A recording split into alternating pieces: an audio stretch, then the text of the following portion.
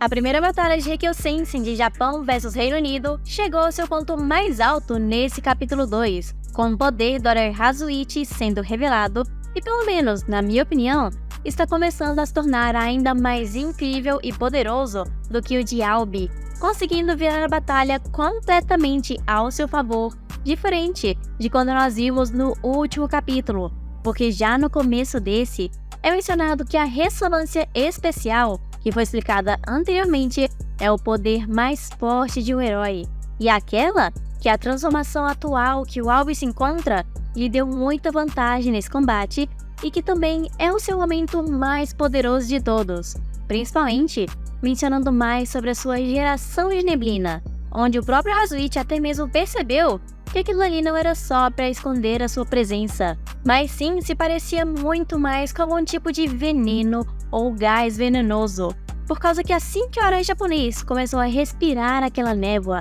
e abriu seus olhos no meio dela, ele começou a cuspir sangue e ter os seus olhos cortados a todo momento. E à primeira vista, isso pode se parecer muito com algum gás venenoso que o Albi estava usando para incapacitar o herói japonês. Mas na verdade, o próprio Hazuichi começou a perceber um barulho diferente quando a névoa estava se movendo, como se tivesse um som de metal ou algo metálico se movendo no meio deles. E assim que ele chegou naquele estado em que se encontra, quase praticamente vendo a névoa se materializar na sua frente como se fosse algo ainda mais rígido, as inteligências artificiais explicam que quando Albi despertou e usou seu poder pela primeira vez, o seu corpo estava tão distorcido ao ponto de nem mesmo se parecer mais humano, como se aquele poder que ele está usando agora, quando estava descontrolado, não estava muito bem se adaptando a seu corpo e ele acabou se ferindo por conta disso,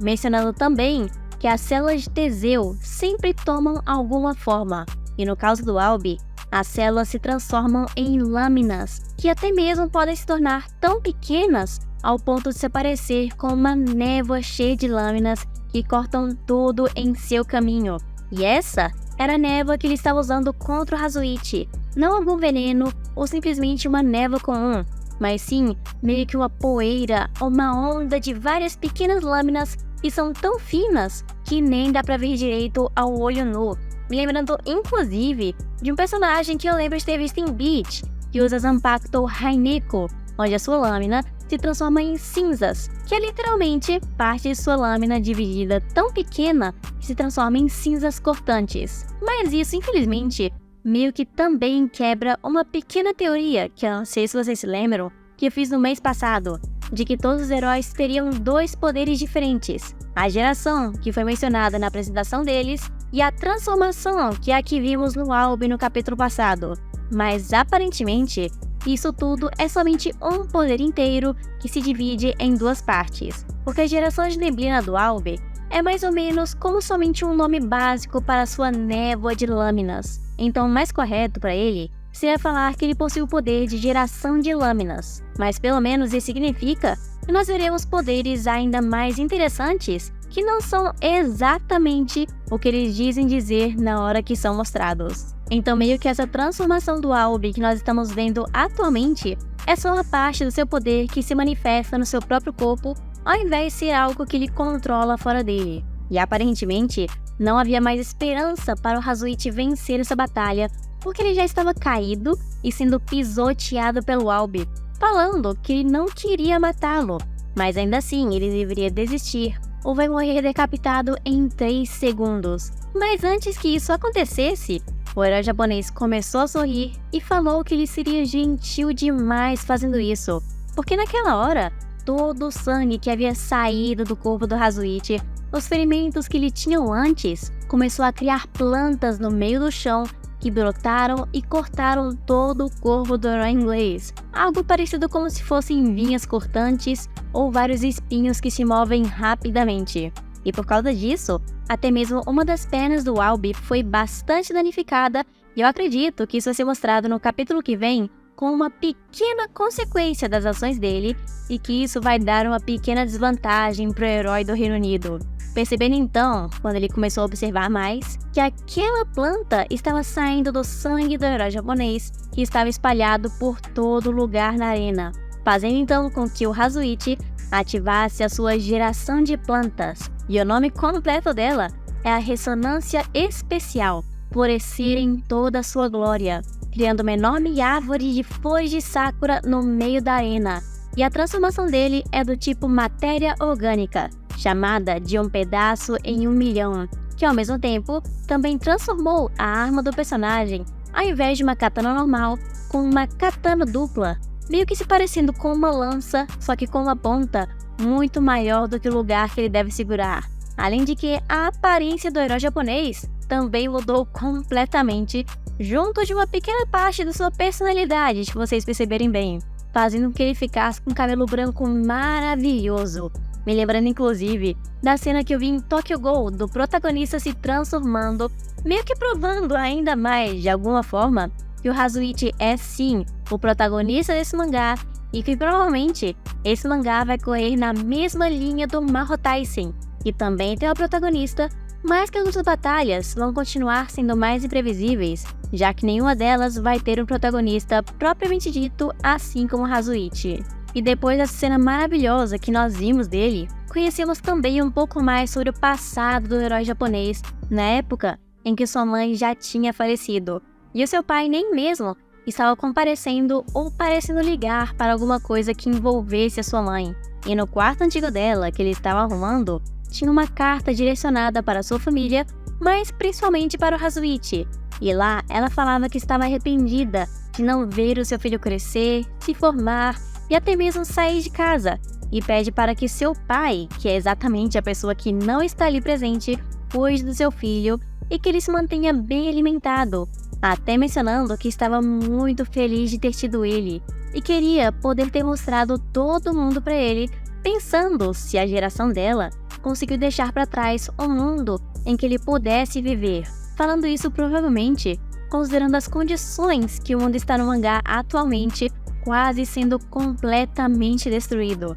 E todas essas palavras fez o Hazuichi simplesmente desabar em lágrimas. E eu acho que esse desenvolvimento que nós estamos vendo agora vai ser também colocado no álbum no próximo capítulo, onde nós vamos pelo menos ter um pouquinho mais de empatia com ele do que só falar que ele veio de Londres e causou toda aquela destruição e problemas quando ele era mais novo e até agora. E depois desse pequeno momento emocional que nós tivemos entre o Hazuichi falando com a sua mãe, ele usou um grande ataque cheio de cortes e plantas que pareciam estar misturadas com pétalas de sakura e também com seu próprio sangue, meio como se estivesse cortando tudo que estava em seu caminho. E o nome disso era crescimento das 100 flores, florescimento rápido. E logo após esse poderosíssimo ataque, o Hazuichi meio que ficou olhando para o Albi como se ele fosse algum ser inferior, já que ele estava em pé e o Albi quase ao ponto de cair, falando que ele quer o amanhã por estar vivendo agora nesse mundo,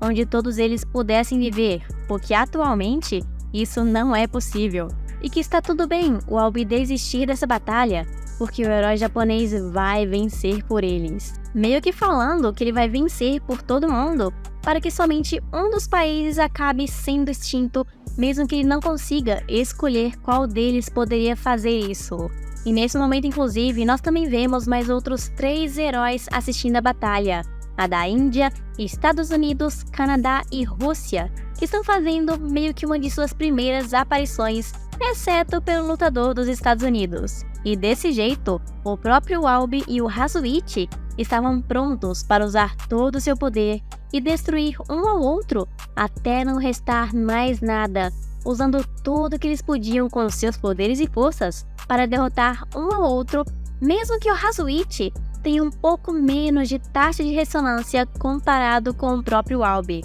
Mas mesmo assim é até mencionado que eles têm o mesmo objetivo, mas ainda assim continuam batalhando separadamente como se fosse algo completamente diferente. Mas ainda assim, eles querem arriscar suas próprias vidas e o mundo para conseguir vencer essa rodada. E até mesmo nessas últimas páginas que nós estamos vendo, revelam ainda mais detalhes sobre o Hazuichi e como que ele fica usando o seu poder, porque ali nessa pequena parte do corpo do protagonista, que eu vou chamar agora ele assim, é como se ele tivesse alguma pele de plantas ou uma textura de folha no meio do seu corpo. E eu estou achando que isso vai trazer um pouquinho mais de vantagem para ele, no sentido de ele ficar mais resistente aos cortes do Albi, ou até mesmo que aquilo vai lhe dar uma pele muito dura e resistente, já que existem algumas plantas e são muito boas em resistir vários tipos de lugares. Mas até agora tudo indica, inclusive esse capítulo, que foi descrito como o ápice de toda essa batalha,